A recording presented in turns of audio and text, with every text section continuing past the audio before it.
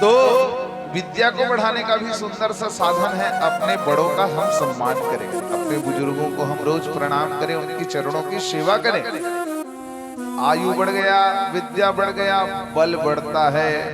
आयुर्विद्या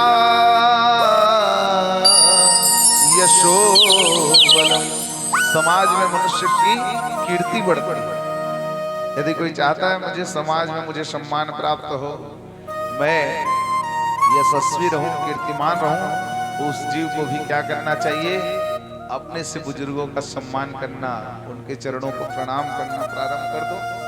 निश्चित रूप से उनके आशीर्वाद से आप सबसे पहले दीर्घायु होंगे। पहले माता पिता को प्रणाम के बिना व्यक्ति घर से बाहर नहीं निकलता था, तो माता पिता को पता रहता था कि हमारा पुत्र कहाँ जा रहा है, हमारी संतान कहाँ जा रही है। अब भूल गए। तो पहले जब पांव पड़े तो आशीर्वाद दे, सियान मन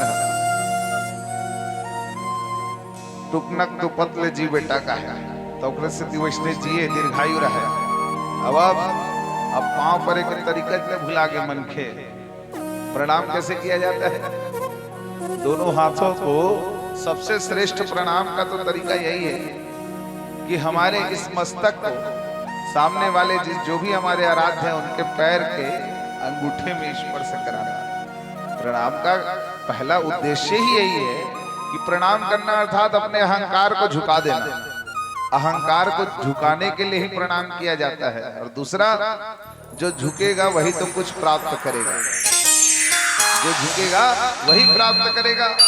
इसलिए सबसे पहले प्रणाम करने का यही सुंदर तरीका था, दोनों पैरों के नख को छू करके प्रणाम करना। फिर थोड़ा हम अपग्रेड हो गए, ओखर बात करते कर पांव पर धलिस मन के माड़ी पांव पर थे। अब एक हाथ में पांव पर थे, एक हस्तम प्रमाणम च, एक हाथ से किया गया प्रणाम हमारे जितने पुण्य हैं उसको सामने वाले को दान करना है। एक हाथ से किसी को प्रणाम हम कर रहे हैं तो हमने जितना पुण्य किया वो सब उसको चला जाता है सामने वाले को, और उसने जितना पाप किया वो सब हमारे सिर पर आ जाता है। एक हाथ से किया गया प्रणाम, इससे कुछ मिलने वाला नहीं है, इससे अच्छा प्रणाम ही मत करो। एक हाथ से पांव पर अथस तो उल्टा नुकसान होते, देखल पावे मत कर, क्योंकि एक हाथ से किया गया प्रणाम अश्रद्धा को हम दिखाता है। यदि श्रद्धावान है व्यक्ति तो कभी ऐसे प्रणाम नहीं करेगा।